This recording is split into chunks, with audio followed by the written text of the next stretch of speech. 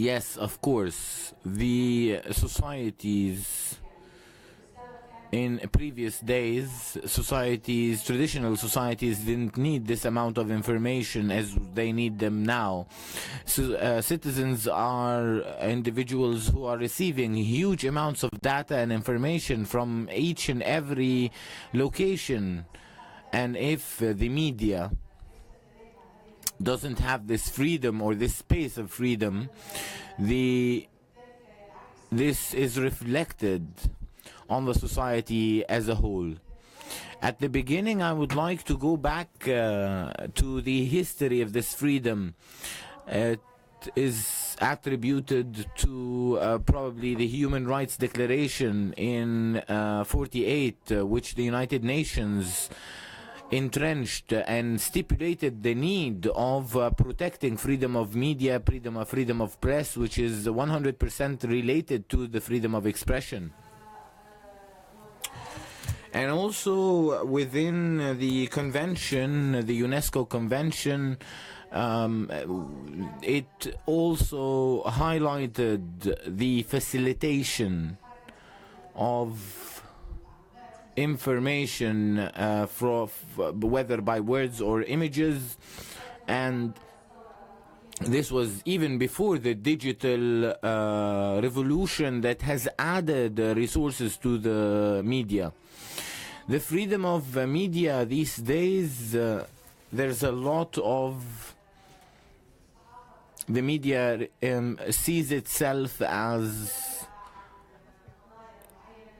someone who is looking into specific issues or goes into linguistic dilemmas, scorning, or it goes out of all of the rules, the professional rules of media. What's most important is that media has to respect the professional rules, and that it wouldn't have individuals who come outsiders, and that the state as well preserves these codes. And I think here a French, Albert Londres, who said that our responsibility or duty is not to support an individual or to tell people what they want to hear, nor defame them. Our responsibility is to put the pen in the wound. And here the importance in constructing or building societies, the role of media. The developed countries all have freedom of press. The third world, or that has non-democratic regimes, they all live as well a phase of crippling freedoms, which live in a lot of peace, whether social peace. Those are the countries that consider media one of the pillars of democracy. Allow me to go back to development. The researchers have not been able to link fully between media and development accurately or in a calculated way. However, through linking between some of the issues inside the society, and to come up with the outcome that there is a direct relationship between the freedom of press and development, whether in health, because health culture in today's societies comes from the TV, the internet, and raising awareness, yes, of course. And this is where there is more linkage. The more education, the more aware the people become, the more they demand more information to benefit them in their daily life. Politics, everything is included, or everything falls back into politics, but the free media stands in between the ruler and the people, because it explains the public policies of different states and delivers the pains and sorrows of citizens to the ruler. And there's also the judiciary, who the state, the the media can also stand or confront judiciary, and they also talk about malpractices, requesting that they play their role, whatever this situation or the individuals or institutions that I apologize, but let's go back to this point in another aspect of the discussion, holding the media or the press accountable. Allow me please to go to Mr. Richard and ask you, sir. We always have an imagination in some of the societies that there are other societies that are more lucky than we are, or that there are societies who have an open limit or open ceiling for freedom, and that we are the people who are most suffering from the low ceiling of. Is this correct? Are there institutions or societies with open horizons of freedom?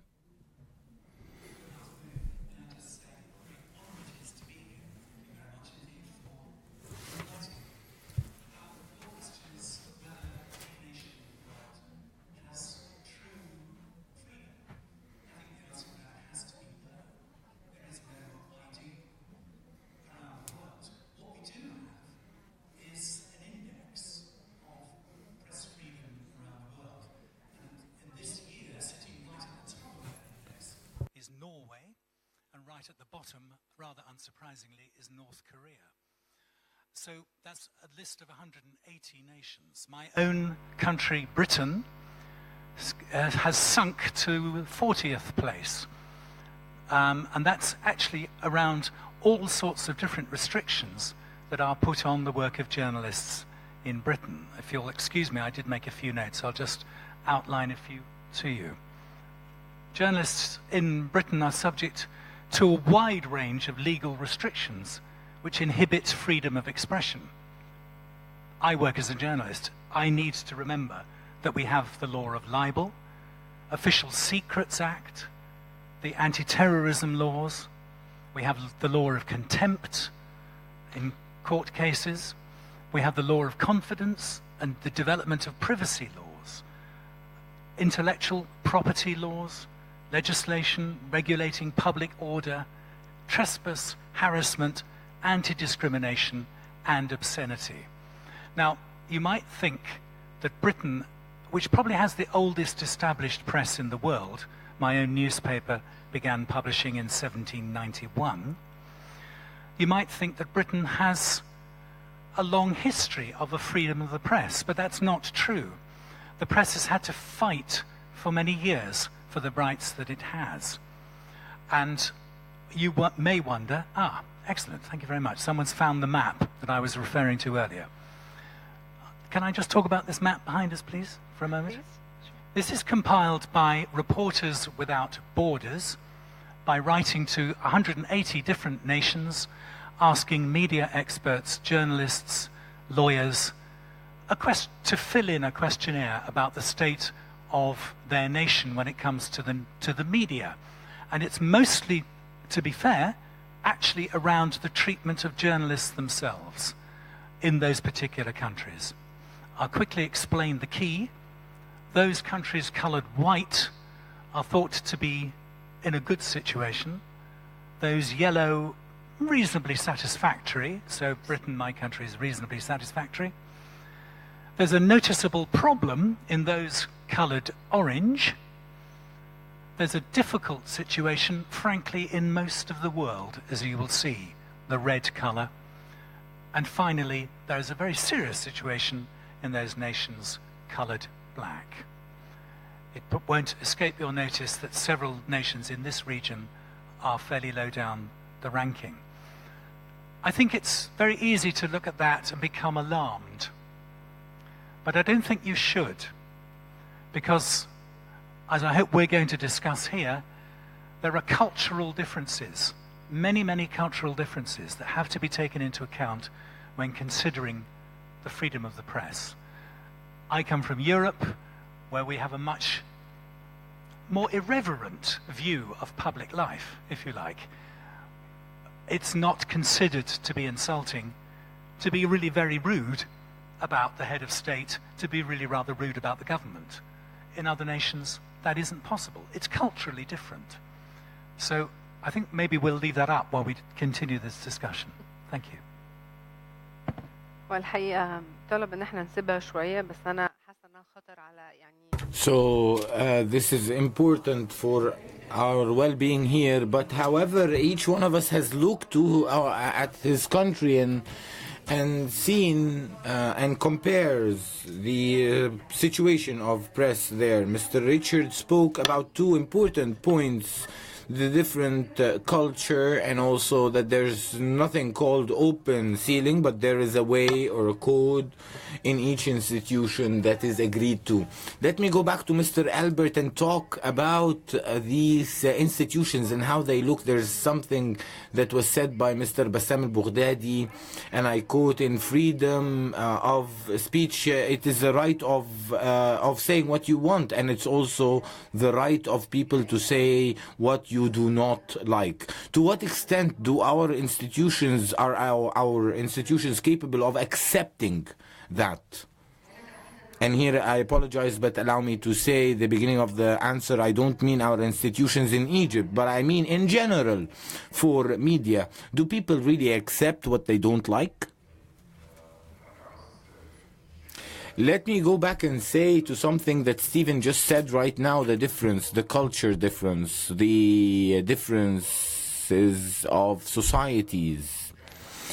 Let me say, and I think that this is going to lead me to the idea of a freedom of press, that it is an important, that it is a need, that similar in Britain, they did a lot of effort to arrive at freedom of press, and this is our objective, to arrive at bigger ceilings or bigger limits, or when it comes to media freedom or press freedom.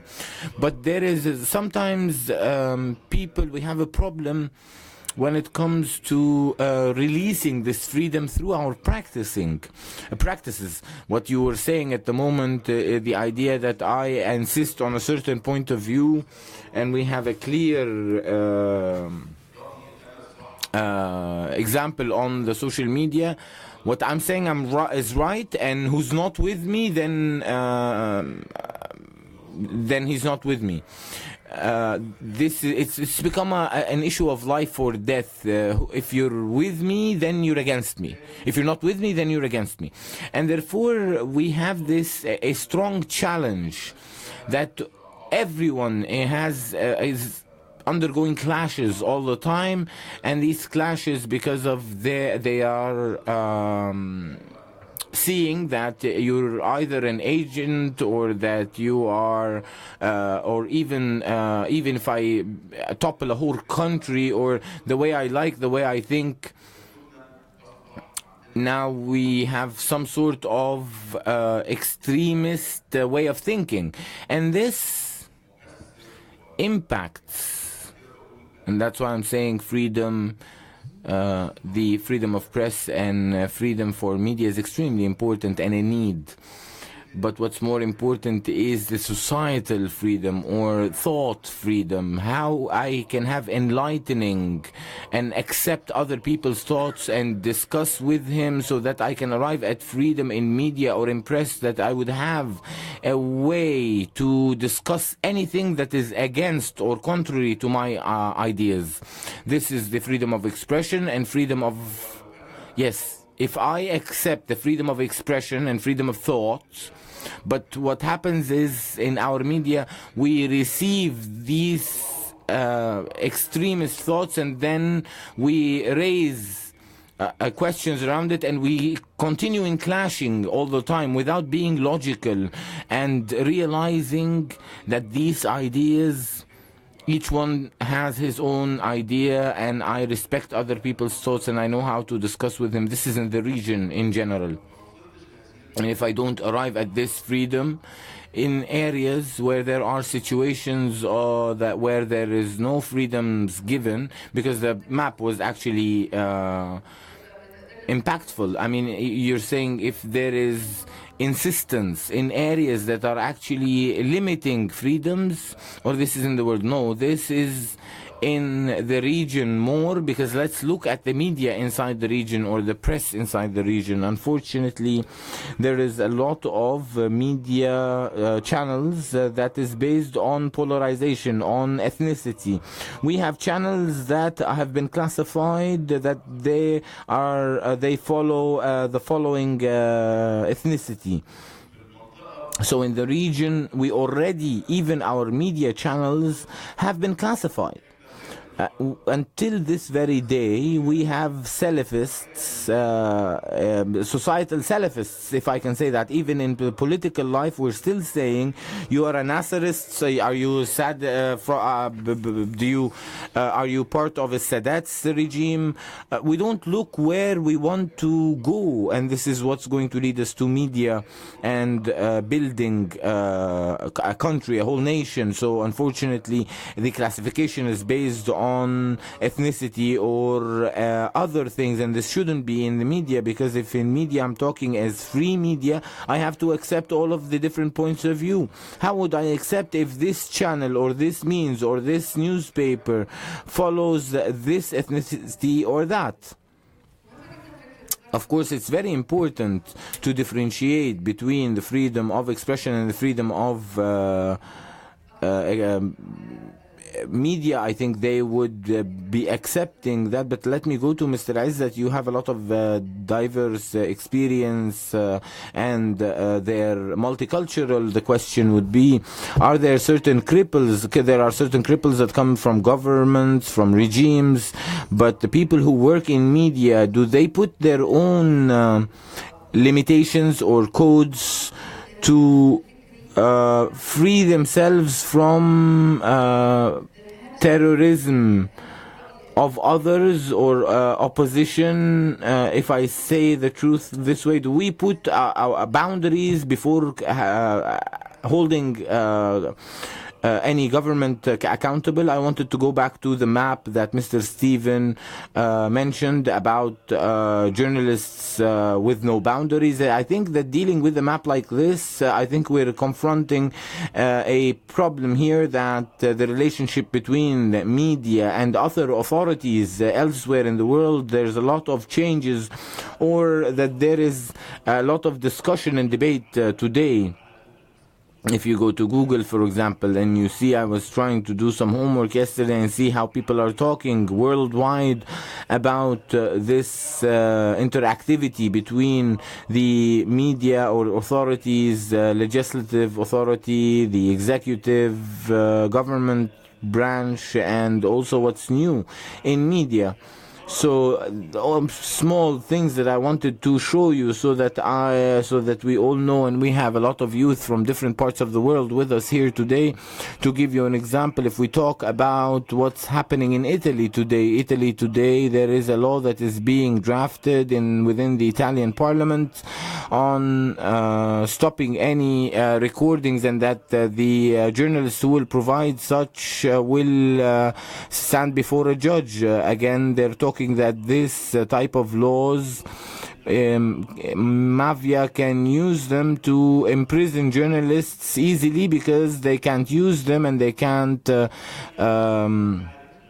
do any writings based on them. And in Britain, for example, there is a law for amending to give certain rights for information, and this will stop the ability to protect journalists for their sources. And there are a lot of individuals, even in the Labour Party, because they see that there is an infringement for usage of information and data when in the British media at the moment. Yesterday also, for example, I was following the Prime Minister on India.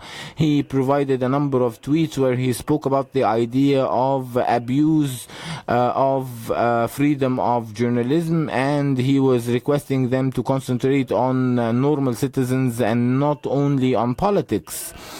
Here, this is in a wider context, role of the media, especially when we're talking about development or when we're talking about India, a community that is changing, and also the states that Trump considers that freedom of press is something bad, and that he's always saying in his speeches that he wants to open the door in front of holding journalists liable. And a year ago I was observing the elections, and I've seen how biased the Americans were. I was in New York Times on the day of the elections, and I've seen how the media, when it converts or becomes a biased tool, it oversees reality and it becomes extremely dangerous, and the public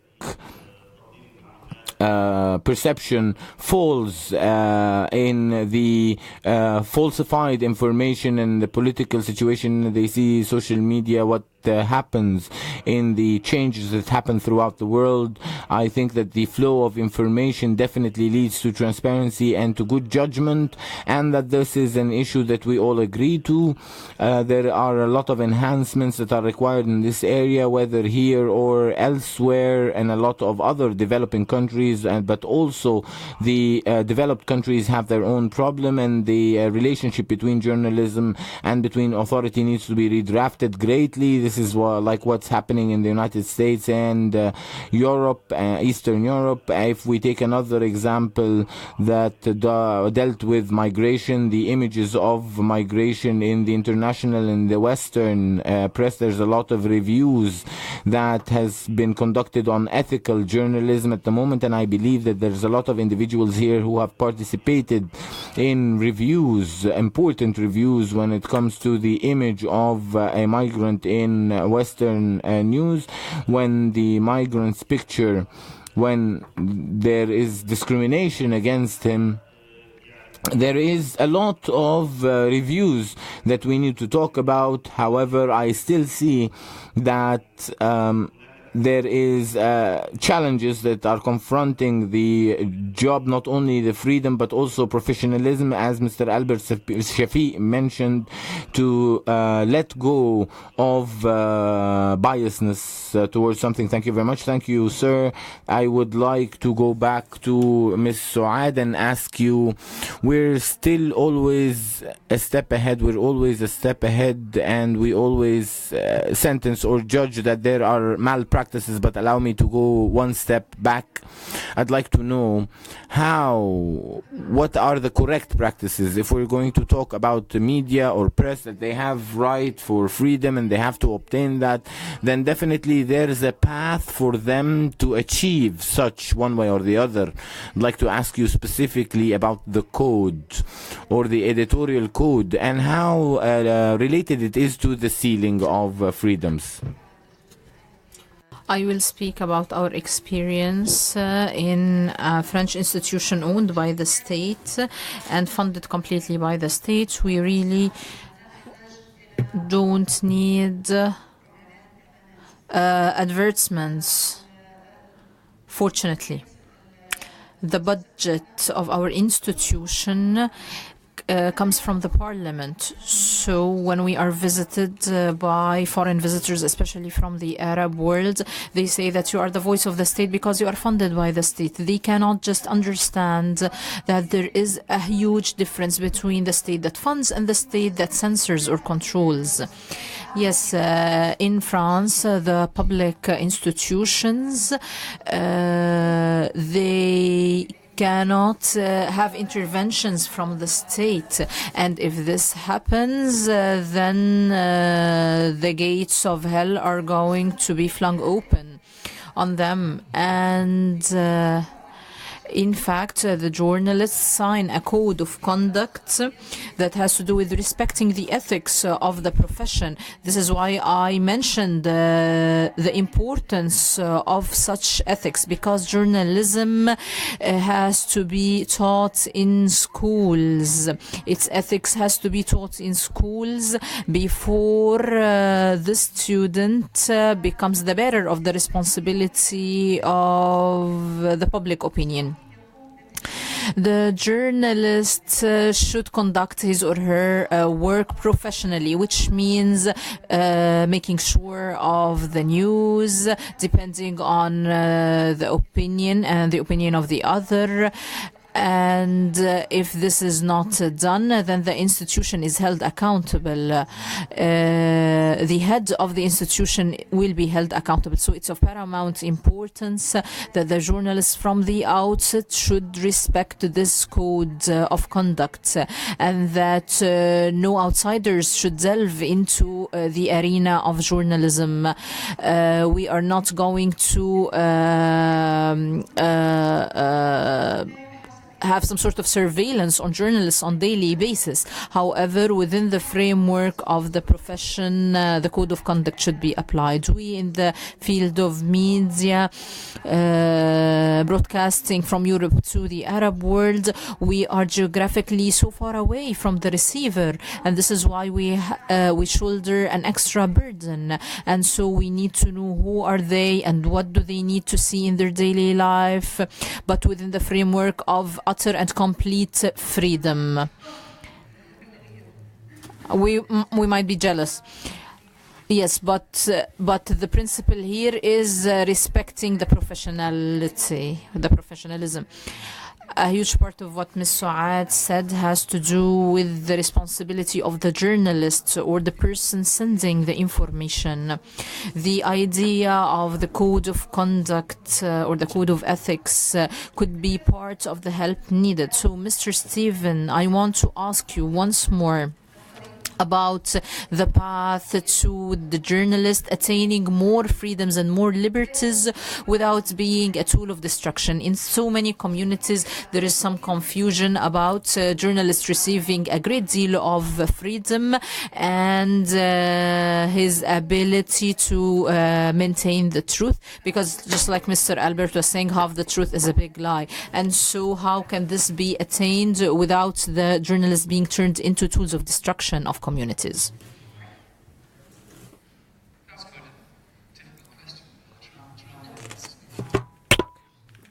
Journalism cannot survive unless it behaves ethically. For most of us in journalism, we are involved in a commercial organization. We're not lucky enough to be funded by the state. We have to survive. You can't survive if your audience doesn't trust you. Trust is absolutely key to this conversation. If you don't trust what you hear on the radio, if you don't trust what you read in your newspaper, you're not going to bother with it. You'll turn to something else. So this idea of codes of conduct and ethical codes, ethical editorial codes, is extremely important in bolstering the idea of freedom of the press.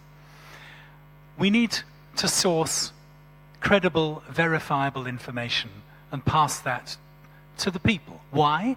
Because news is not just a record of day-to-day events. It's the narrative of our lives. It tells us who we are. If you restrict that flow of credible and verifiable information, a nation loses its identity. It doesn't really know who it is. And more important, that nation is not understood by other nations. If you don't really understand what's happening in a particular country, you become suspicious of that country. And suspicion can lead to misunderstanding. Misunderstanding of a nation can lead to hatred. Hatred of a nation can lead to conflict. News is not just a rotor of events. It can be a peacemaker. And a nation that deprives its own people of the fresh water of true information is not only that, it's not taking its place in the world. It can't allow its people to prosper in that way. So all this comes in one full circle. Ethical behavior by journalists opens the window of not only of the rest of the world into a nation, but that nation to the rest of the world. I won't continue very much longer, but just let me say that I work in the field of ethical journalism in Britain.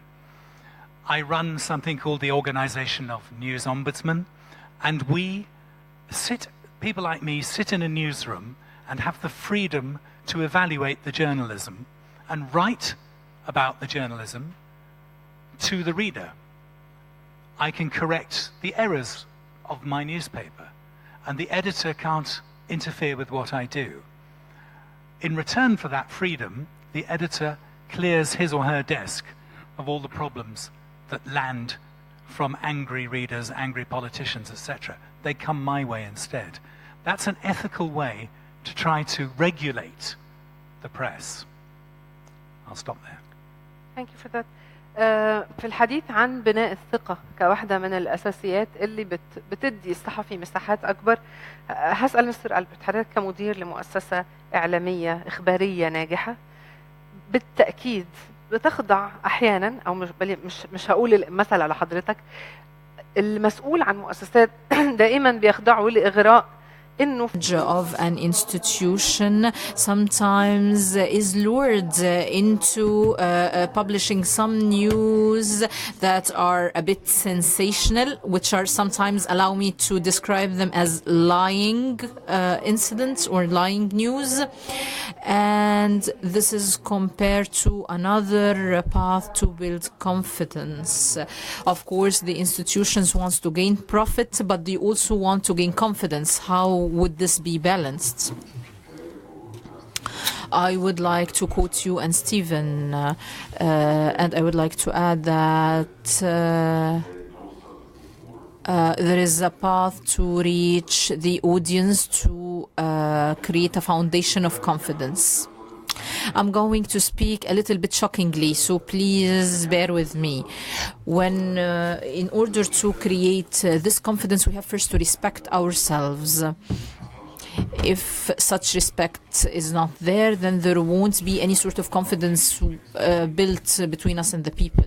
The problem is that sometimes there is some sort of mix or confusion between gaining ads through sensational news and other issues. The audience now is sufficiently aware of what sensational news are. And they are aware also that sometimes what they see on TV screens is some sort of entertainment or an act. So that they won't trust them. The audience just gets entertained by seeing such quarrels and arguments, but they do not have confidence in these news. And this is exactly what people call acts on social media. So to create real confidence with the audience, in order for them to believe us, this will only be done through us respecting ourselves. Because if we don't respect ourselves, we won't be able to respect the audience. And if we don't make sure that the news is delivered appropriately and correctly to the audience, and if there is a fault or an error, we should apologize. If this doesn't happen, there won't be any confidence, because that's the basis and foundation of confidence. Here, communities are different, and just like what Stephen was saying, through the news, through the media, there could be a building of trust or confidence or some sort of reconciliation. I would like to give a very simple example regarding the European media after World War II. Europe has just gone out of the war. There was total destruction everywhere, and so the governments decided to control media, to supervise it in order to eradicate all the effects of this destruction, because this was at a point in time where they wanted to rebuild their states in order for the media to be really patriotic and to convey positive vibes and messages in order for these states to rebuild themselves once more. Also, France and Germany, for example, during World War II, there was a lot of hatred going on between both countries, and the media contributed in ending such hatred and in forging a new relationship between France and Germany, eradicating all forms of hatred, and it built a peace for both countries. And then France and Germany became friendly states even before the European Union was formed. And here the media, allow me to say something, please. The model or the example that you mentioned, I'm sorry if this is off topic, but each one of us heard the people before speaking about other people negatively. So you have two ways of responding to that. Either you agree and speak negatively as well, or you can respond saying that, okay, but they are good in other aspects. So that's the difference between making peace and making hatred. Can this be applied to states as well? Yes, this is what I was saying at the outset. I said that right now we are in a period of conflicts, and people perceive a difference in opinion as hatred. And I think that media plays a critical role here, because media should create intellectual outreach and awareness before we delve into the arena of freedoms and liberties, because media shoulders the responsibility of creating true enlightenment and true awareness in the community.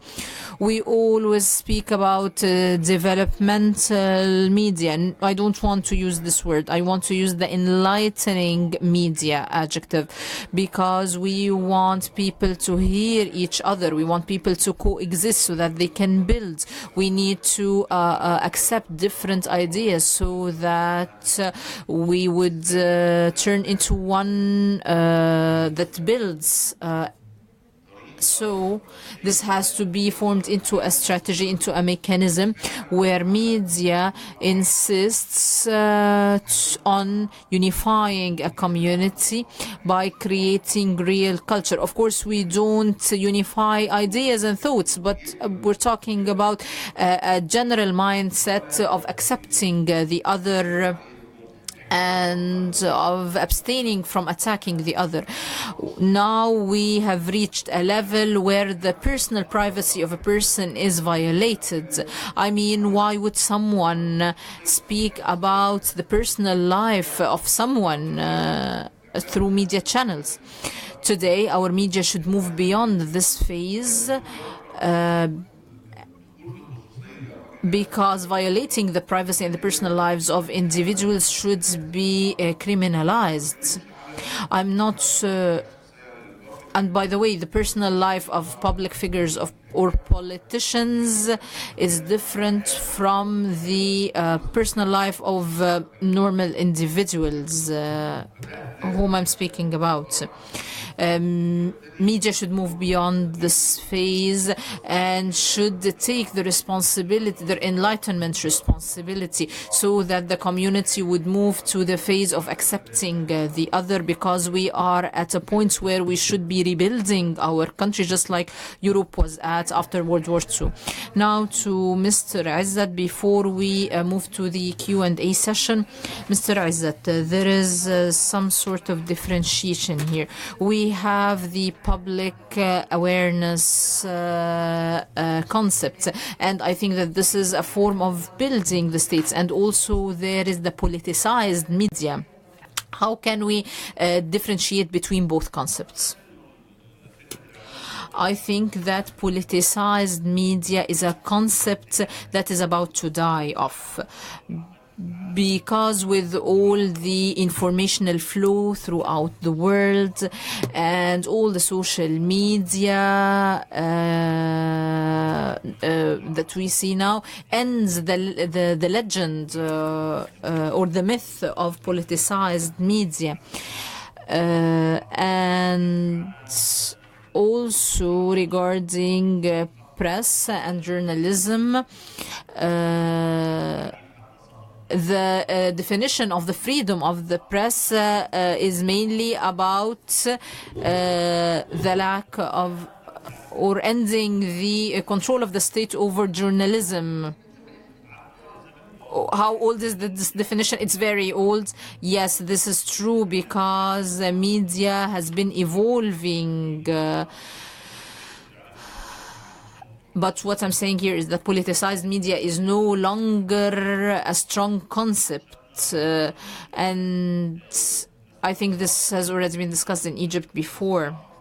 Also tying the freedom of the press to the educational phase, because in Europe now we have countries devising courses on how to deal with fake news in schools.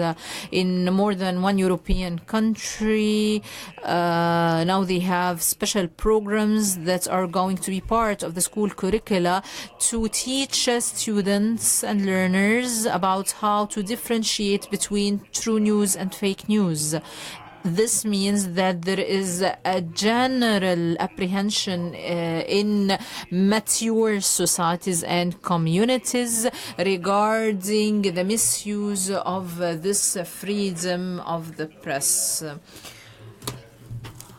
So, I believe that we are about to start a phase where there is no clear boundaries, but this is not new to us because because we are aware of the social responsibility that makes us move from the to the self-censorship phase, and we need to have real media that has the confidence of the viewer or the reader. And I believe that the question that should be posed clearly here is how can we create confidence between media and the audience within the framework of what we offer, whether in Egypt or outside of Egypt, because it's really not about the state restrictions, but it's about how we can be good practitioners so that even when we package what we do professionally, we can also pose lots of issues, even if they are thorny issues, within a professional framework through which I can attract the viewer. Thank you so much for the last sentence. And I believe that this is one of the most important questions that need to be answered. Let's start. Coordinators, can we have the mic? You already have the mic, sir. I have a word when it comes to governments in our regions. They have a huge role to play, not to leave media without giving them information. Media in our region and maybe even in Egypt, the absence of information equals the amount or a lot of rumors in the event itself. So the more there is limited information, there is a lot of rumors without as you wish, as you want. So the absence of information is something that is going to be bad for media, and we will always be facing the same thing here. I'd like to ask a point on the fake news idea, which has now become an international phenomenon. So today, what used to be something for the deficiency of information, which probably was there to defame an institution, today has become a world war between countries and between intelligence entities. We've realized this in the American elections, the final elections, the last elections, and the French as well. And fake news, a lot of fake news, which the purpose of which was to have a lot of other companies be defamed, to end them. So the state, whatever the state would be, and here I have to go back to the starting point, the role of freedom of press in building states when it comes to the ideas of false information that can actually change regimes, because they are unable, because they can't open a war whenever there is it is known that it comes from a specific country, to harm that country. The the only entity that can actually confront this information, the wrong information, is the free press that is believed inside the state and outside the state. Yesterday there was a referendum, a poll that happened in 4 countries, Britain, United States, France, Brazil, and more than 8,000 individuals were asked about their points of view about this issue of false information or false news, and 80% of them said that they trust, that their only reference is their media that they know that is trustworthy. 80% said that first they go to paper magazines, to the TV, to radio, and at the end the social media. Although we see that social media has taken the traditional traditional press, maybe this is not the trust yet, yes, and it's still to the media that is trusted. If we look around us today, the institutions, a lot of institutions have lost their audience quickly because they were biased to a certain entity, or because they became party that is biased, so they lost this trustworthiness. The audience, we should not undermine their intelligence, we should not undermine there is a number of interventions. We'll start the interventions, and some of them are questions, and then we will come up with recommendations at the end. Dina Salahuddin, Radio Misr. Excuse me, there are some of the individuals who would like to ask the question before even writing them, and also the young people who have written questions, please deliver them to the panelists. Dina Salahuddin, and I'm in Radio Misr. We agree that there is no full freedom in the media, even with the countries that always nag about freedoms. But the question that we need to pose, we're supporting media freedom. How can that occur? And how can that be a risk? And my question is to Mr. Stephen. I have another question also for Mr. Albert. Let's take one by one, Dina. Mr. Stephen. She was asking about how we can make the freedom of press available and apply them without affecting the economy. I think it's a question of the people themselves and the desire of the people themselves to have a free flow of verifiable, credible information. As a citizen, you can't operate as a citizen without being informed. You can't make decisions about your life. You can't make decisions about things to buy, which government to elect. You need credible information. So it comes from you, the people. The people need to say, this is the media we want, and they need to reject the media that they don't trust, that they feel is not serving them. The market, if you like, is actually really quite a good way of producing a media that responds to its readers. In Britain, we have a very aggressive press. We're a very small country, but we have 7 daily newspapers, and each of them fight each other for the attention of their readers. Now, sometimes, of course, they overreach themselves. Of course they do, in hoping to go for circulation. But the fact is that those that don't do the job properly fail. I've seen 2 newspapers close in the last 2 years in Britain because people ultimately either don't trust them or they're finding better sources of information elsewhere. So I think it starts with you, the consumer, the citizen. You need to demand the media you want.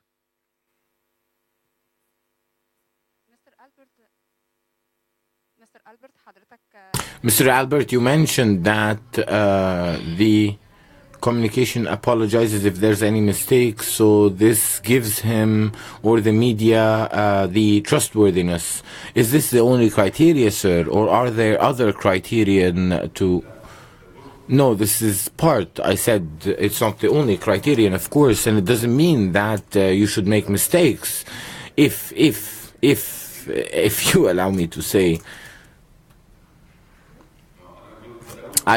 the first criteria was, of course, how, as a journalist, as a media professional, can I respect myself and therefore deliver information that is correct, that is professional, with there's a lot of criteria, professional criteria. They're long, but the first of them is how to respect myself, to be able to gain the confidence and respect of the audience as well.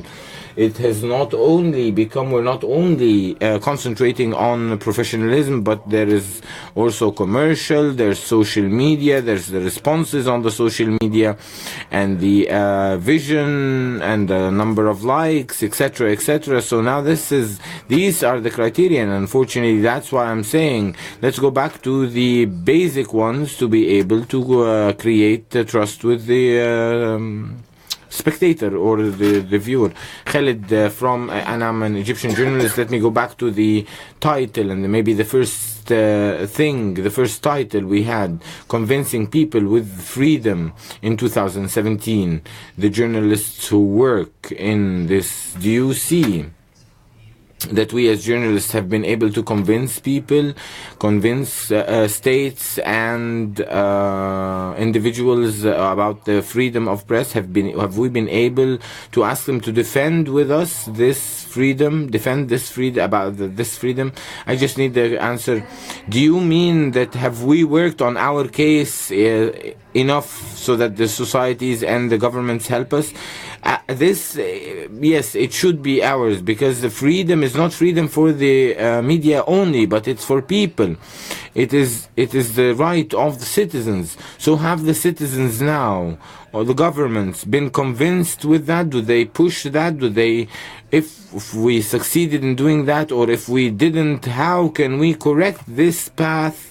If there is a lot of clashes and there is deficiency in information and there's a lot of things, maybe they came with a president who's not in his right place. Maybe there's a lot of stories related to misleading information, and our ability as journalists to put people in front of realities and then leave their decision up to them. Where would the question go to? To everyone? It's a very short sentence, which is, the strong country does not fear journalism. It helps it, because journalism is a channel. It's an open channel between the citizen and the ruler. So if it is torn or it's blocked some way or the other, this channel, then the citizen will look for other means to express himself. It might be violent, it might not be suitable or not fit, but I believe that it is the benefit of all countries to give the full information, as Albert mentioned, to provide information for media, because it's at the end, it's their interest to continue to ensure the continuation of those people, because the state is a number of citizens, to ensure the open of this channel. We have not succeeded, and you can ask other journalists. See, it's a very short answer. I see that the regular citizen nowadays are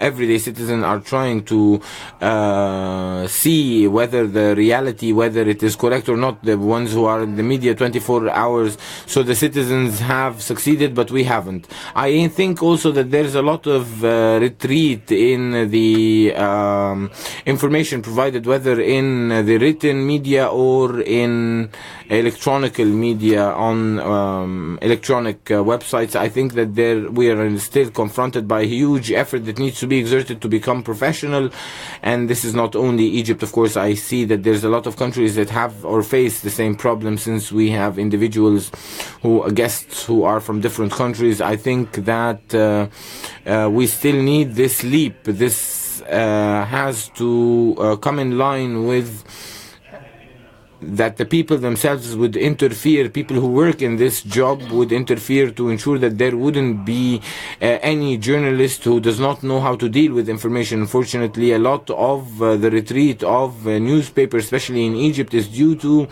the inability to work with information properly, and I believe that this needs a lot of training. Needs to be awareness from all of the institutions and giving more time to train the biggest number of individuals to interact with the given information. Mr. Richard, the question is, where have we succeeded or not as societies?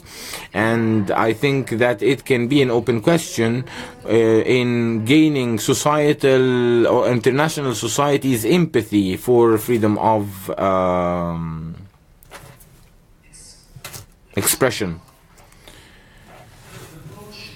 Nature of government. Government needs to be mature enough to realize that it needs a responsible media to help it govern its own country. It doesn't need to put restrictions in front of media. If anything, it needs to open doors to let media in to the story. We've been hearing here about possible restrictions on information supply to the media. That's very worrying to hear. The media should be able to go into any area of public life and discuss it with you, the reader, you, the consumer, you, the citizen. You have these rights. But the media needs to be professional about how it does it. And it's a problem all over the world that we have lots of very committed people who actually aren't particularly professional about what they do and how they do it. And that gives the media a bad name, gets us into trouble. So it's a question of, again, I come back to the circle idea of education at school about what the media is and what it means to be part of the media, what it is to consume the media, and then education, if you wish to go into this profession, in how to handle information, how to handle it responsibly, how to present to your readers credible, verifiable news. So to me, it seems that none of us actually have the answer to this, but all of us have got things that we can contribute from all nations into the idea of how a free press actually operates. Thank you. أنا طبعا في مشاركات كثيرة، استأذنكم بس أخذ مداخلة من أو مشاركة من أحد الشباب اللي بيقول saying, and the question is to Mr. Stephen. He's asking, I apologize if there's repetition in questions, so please allow me to just say the questions, group them together. Muhammad Sami can say his question, and there is also a similar meaning about the methodology of the study that Mr. Stephen has spoken about. Mr. Ahmed, you asked about the methodology? Anyone? Mr. Ahmed, Muhammad, or you? One of you can ask a question. It's the same question, so...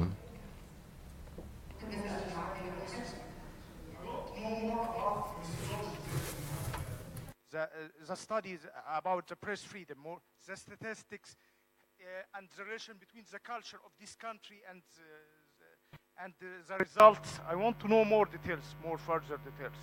Okay, I've got here an explanation as to how that map is arrived at. May I read it to you? It seems the best way to try to explain how it's arrived at.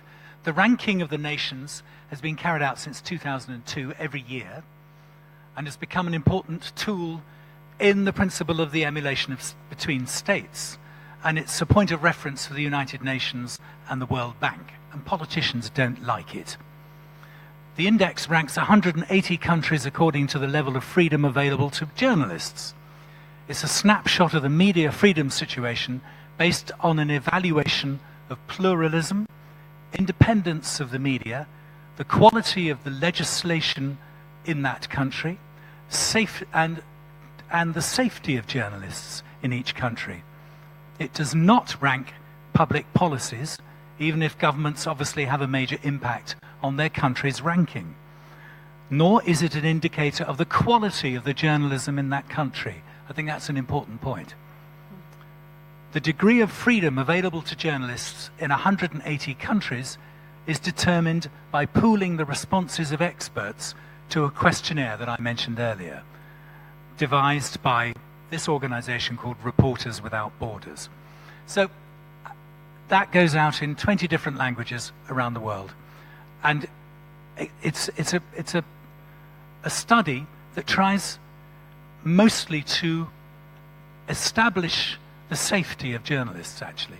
It's more to do with the safety of those of us who work in this trade, which of course is all bound up with the idea of freedom. So it's again, I go back to it's the ownership of the media in that country, pluralism, the independence of that media, what degree of independence does it enjoy, the quality of the laws within that country around freedom of the press, and the safety of journalists in each country. Thank you, Mr. كان في أستاذ علاء، أستاذ سحر، المايك يا شباب. عقبال ما المايك يجي لنا هنا عند أستاذ سحر أو أستاذ علاء. عقبال ما المايك يجي لنا خليني أقول للزميلة سارة علام إنه بتسأل نفس السؤال بتاع دينا، أعتقد إنه كتب لها أو سارة علام قالت ما. سارة علام, what are the role, the limitation of known or to know information and national security? In the name of God, most gracious, most merciful, Raed Ghadrifi, the head of one of the newspapers. My question is to Mr. Izzat. The idea of the appearance, you spoke about the directed media. This is the idea of new forms of ownership in Egyptian newspapers. This in line with the your idea. The second question is to Mr. Albert. What would Mr. Albert do? You spoke about what would you do with them every day on your screen. Thank you very much. Very nice question. What do you do, Mr. Albert? I see that the ending of this media, the general media, has to move to something that is more professional. So, for example, in the case of Egypt, the TV, I believe that we have to reconsider that the TV, because this was the means, this is the closest to confront even wrong or falsified information, and the flows of media, wrong media, that there should be one form of media that can actually correct everything, similar to what we have in other countries. If you look at BBS in the States, they provide content, awareness, educational, the content that I believe plays an important role even in the idea of solidarity and providing different visions of politics.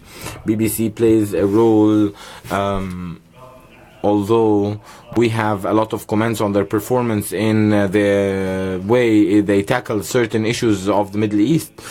But what I mean is that the directed media needs to end the idea that it provides only one form of media for the spectator or for the reader.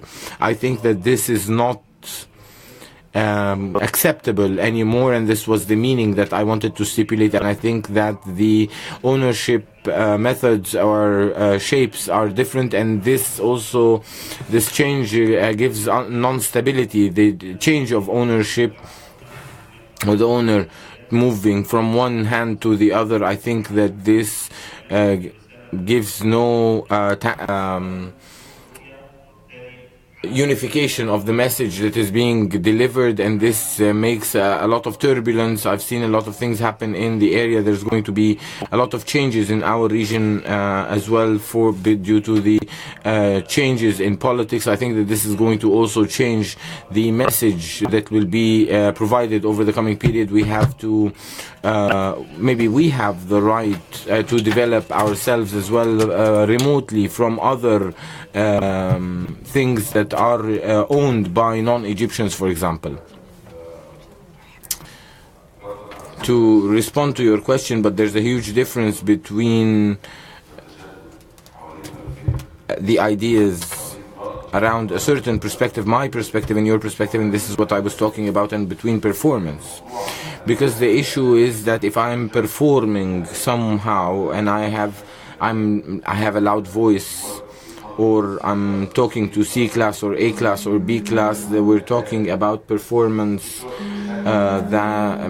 with a different media way, and not that I'm against you or that you're against me, that this is the idea that we're always talking about, but the idea of performance, which is different, and this performance is similar to any writer writing one way and the other writing another way.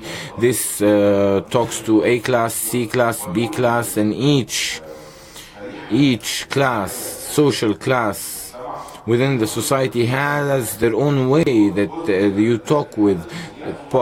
Someone has a loud voice, a projecting voice, and he uses a lot of terms because this is what a lot of people like. And there's someone else who shouts and someone else who talks, I apologize, in maybe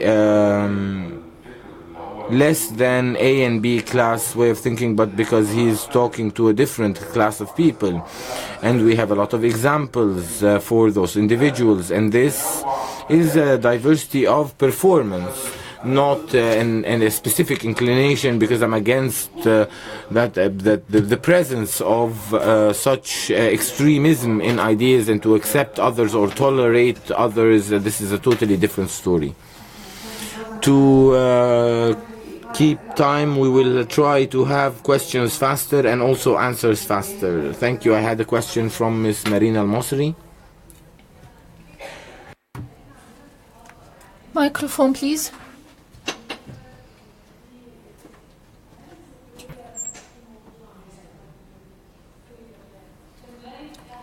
Which belongs to the recreational or entertainment or not? I'm sorry, I did not hear the question.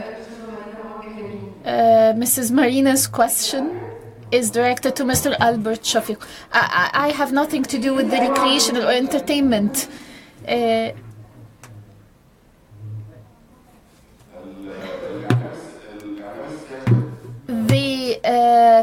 comedy media or the comedy media is part of the media. Yes, it is very important. The sarcastic media, the sarcasm, it should be there. It should be presented in our media outlets. It is very important. But sarcasm here is not. There is a difference between being sarcastic towards the human being or being sarcasm from the situations in general. There's a difference. I want to add a very small point on what Mr. Albert just mentioned, and also to Stephen about education, educating journalists. You cannot change your rhetorics only because you are speaking to people who are less educated. You cannot get down to them. Your role as a journalist, as a well-educated journalist, is to carry the responsibility of raising the awareness, of informing the people. You must enjoy a minimum decency, responsibility in your rhetorics. You shouldn't allow yourself to get down to the level of less educated people, because they won't so. They will listen to you. You have to take them up. You have to raise their awareness. You have to educate them. They will follow you up. I'm speaking about the performance.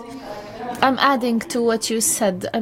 Yes, I agree with you when it comes to the information, but I'm speaking about the performance in general. Mrs. Sahar Al-Gaara, a journalist. The title of the seminar should have been limited to how to define the freedom, because I believe that it is a dilemma here in the Arab world. The confusion, the misinformation, the misconceptions we are having about the term freedom. Number two, we are speaking all the time on more restrictions and more limits. Mr. Stephen gave some examples against more freedoms we are seeing in France, for example. In between, we are lost. We are not there or here. Dr. Dea, the head of the information service, who used to be this chair of the syndicate of the journalists. We have a crisis or problems with the dissemination of information and with imprisonment of journalists. There should be objective evaluation. There was an incident, and for full 12 hours, we couldn't get a reliable source of information. We are doing our messages, we are doing our jobs, and we are crippled by the lack of information. All the time we are speaking about governments crippling, restricting, or giving freedoms, or formulating, or drafting, while the people of the profession are absent. While we have unions, syndicates, we have codes of ethics, codes of conduct. This is the same idea of Mr. Khaled, the right to have freedom. It is vital here that people who are concerned with the profession, who need requalification and training and so on and so forth, they should enjoy a full opportunity to express their needs and their requirements. A seminar on the freedom of press in light of laws that allow imprisonment of journalists, this is contradiction. Mrs. Sahar, we are speaking generally, not about a given country. This is an opinion or a question, Mrs. Sahar? It's a comment. Good afternoon. Thank you very much. Thank you for inviting us to this excellent seminar, and many thanks to all the panelists for all what they mentioned. I agree with every single word uttered. I have a comment. I will refer to Stephen. Stephen mentioned that the history of his newspaper dates back to 226 years ago. Mr. Ibrahim here, his newspaper dates back to 140 years ago. The very same year of the establishment of newspaper of Mr. Stevens, Britain was a kingdom, a huge kingdom, a huge empire, and Mr. Ibrahim's newspaper was established in a country colonized by Britain, by this empire. And this is very important. This is fundamental. Today we are speaking about report of Reporters Without Boundaries. And this report is colored red, white, black.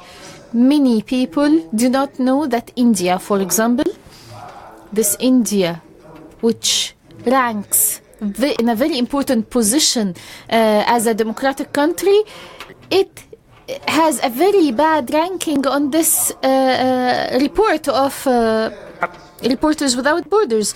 So do the United States and the other democratic countries. This takes us to the methodology of this report. Mr. Stephens, you mentioned the standards, the criteria, but you did not say how. 14 partner organizations to Reporters Without Borders around the globe, with 130 reporters of Reporters Without Borders, are defining, according to the criteria, the ranking. I will give you a story, an incident related to what Mrs. Sahar just mentioned. In 2014, there were many reports, 15 reports on freedom of press from the Reporters Without Borders and other organizations as well. For 2 years, in the syndicate of journalism, no single organization interested in the freedom of press came to my office.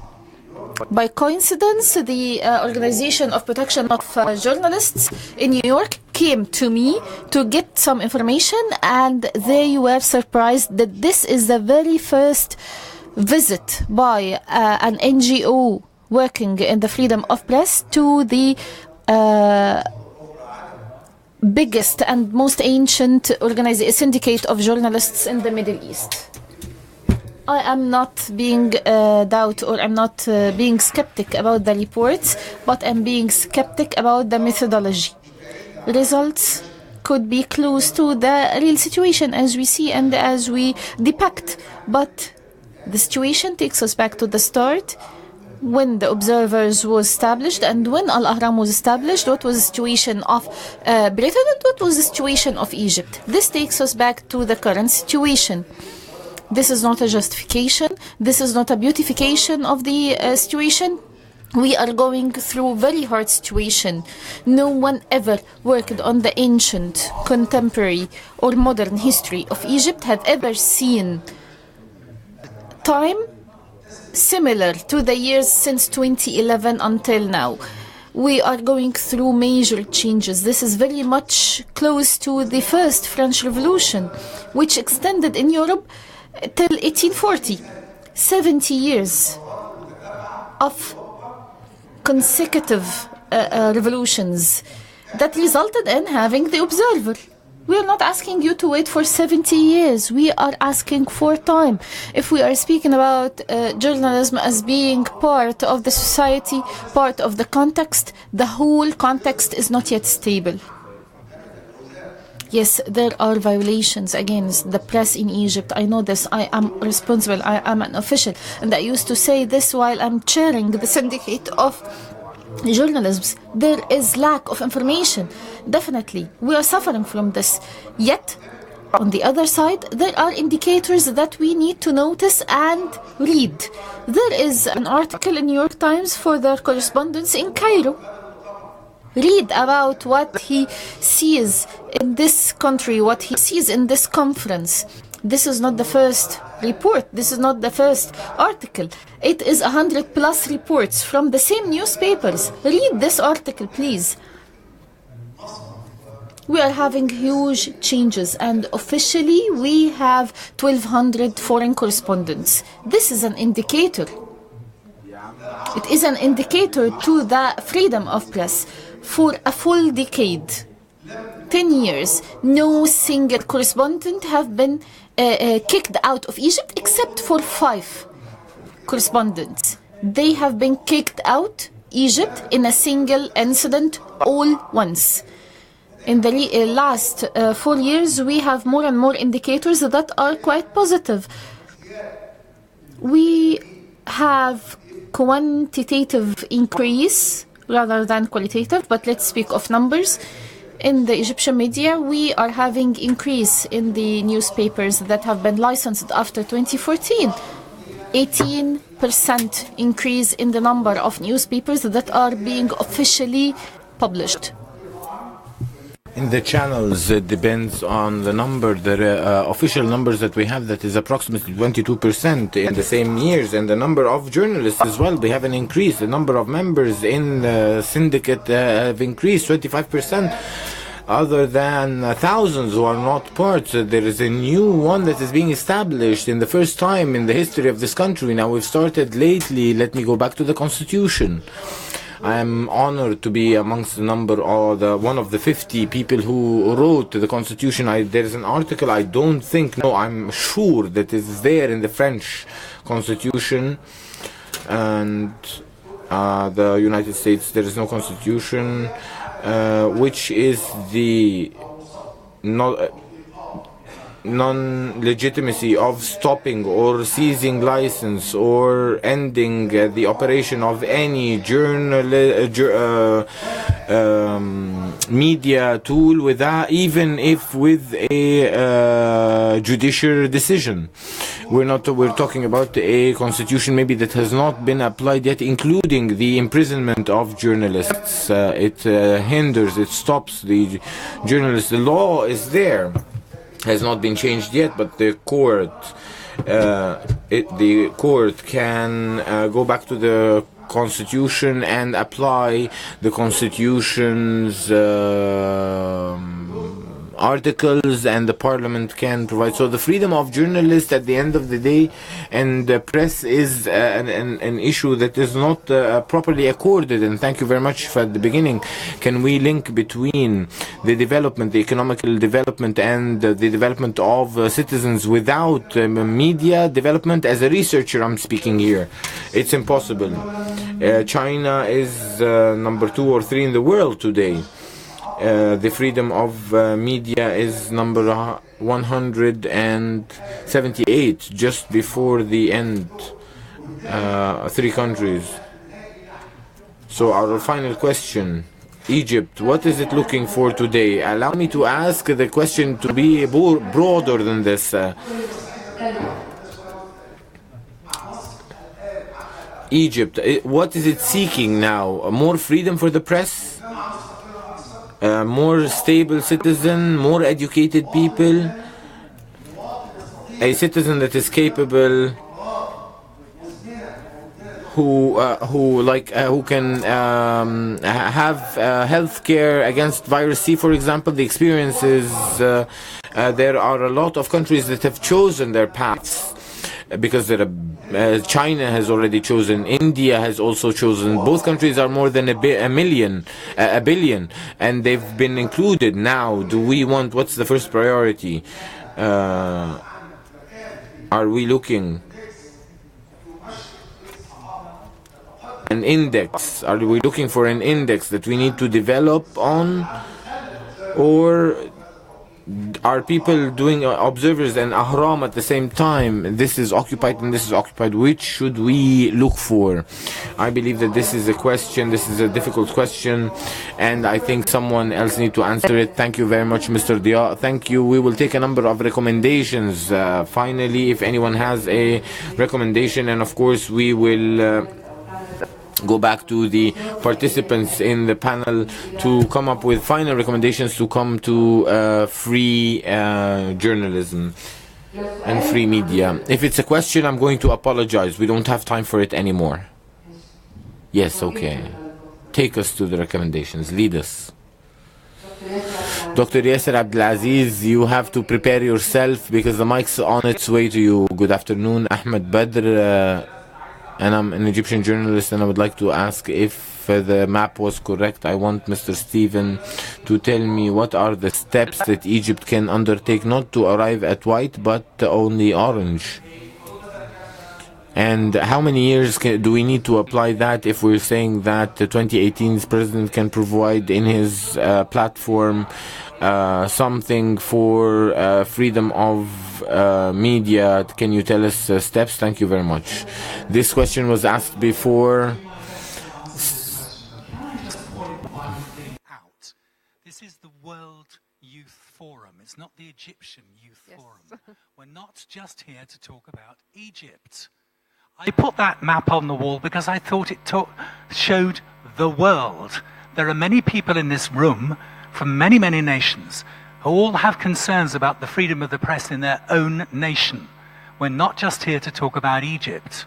And I'm actually was quite careful not to talk about Egypt. It was you who started talking about Egypt. However, what does Egypt do? Egypt listens, which is what it's doing. This is what it's marvelous at. You know, here we are in a world forum. There are people in this room with ideas. Egypt should listen and look and avoid the problems of a lot of the world they've got to get itself into. But look around and look at the press that you admire in the world. Look at the press that you admire. Look at the press that you perhaps reach to outside Egypt. And see how that might be emulated in this country. Definitely you need better sources of information. You need to have a clear understanding from your government that you are not there to continually criticize it, but you are there to provide some critical analysis sometimes of how a nation works, because that's how nations do work. They work by talking to each other, by listening to each other, by disagreeing. There's nothing wrong with disagreeing with people. So those would be my principal points. But please, can we try to remember that we are talking about the world and not just this lovely country. Thank you. Thank you, Mr. Stephen. So أنا نعتبر أن دي أول واحدة من التوصيات، الوصول إلى حرية الصحافة عن طريق الاستماع إلى الداخل. Listening internally and overseeing other experiences and respecting diversities or differences. Let's take another recommendation from Mr. Izzat. I think I see that what does the media change in the society? It affects knowledge, it affects directions, it affects political perspectives. So I think that our role is greater to be played over the coming period, because it needs to be positive in the society. We need to be innovative, and at the same time to be concerned with the information aspect. I think that these are the tools that need to be provided or taken into consideration. And if we have a title here in this session, why why press freedom is important, or why does it matter, then I think that the responsibility, the societal responsibility, is important. And then the dark ideas and this is that need to be fought, and I think that this is also very important. And to stop running after news, and I think that this is also no longer possible. Thank you very much. Enlightenment, I think. As I said everything that I wanted to say. However, allow me to say again, freedom of information dissemination. Media without information, then there's no media. The right of the journalist to obtain, yes, to the furthest extent, otherwise we will be only there to listen to rumors and everything that is happening, whether on social media or otherwise. Information is important because there's no media without information. More space for information to be delivered to journalists and then be delivered to people, because we are in this forum for youth, as has been said before me, World Youth Forum. I was thinking about something that would probably benefit everyone. I believe that it's possible to include the culture of dialogue, of discussion in the scholastic years, students, and education, or the freedom of press would become known. So the freedom of people, of points of view, yes, and discussion as well, dialogue, because that is the path for peace. I read a joke about journalism. He told his son shush. He told his wife shut up, because he was writing an article about freedom of speech. Let me take 2 or 3 more recommendations from the floor. Dr. Yasser.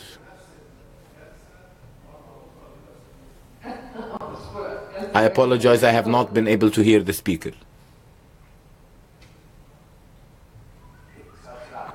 Good afternoon, ladies and gentlemen. I'm Hafiz, and I'm the editor of whcih, editor-in-chief. I thank you very much for all of the speakers. I just wanted to counter one of the words that were said, not to seek information or any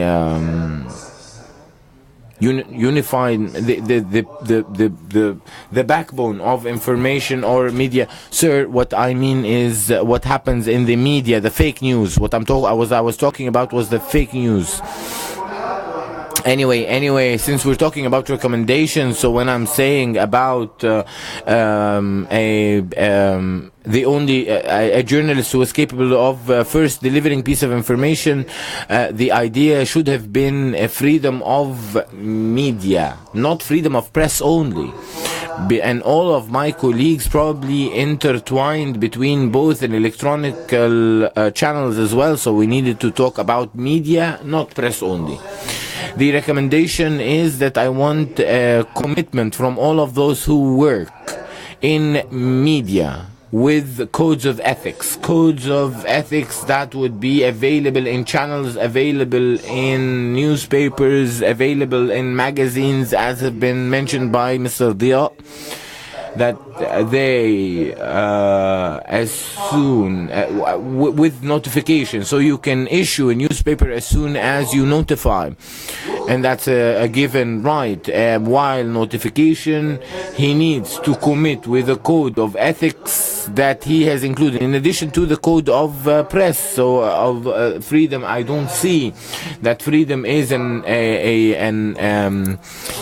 a target. It needs to be a means to achieve everything that Mr. Diya said. We need development, we need stability, we need security, we need economical development, we need all of this. This is going to be through our practice of freedom.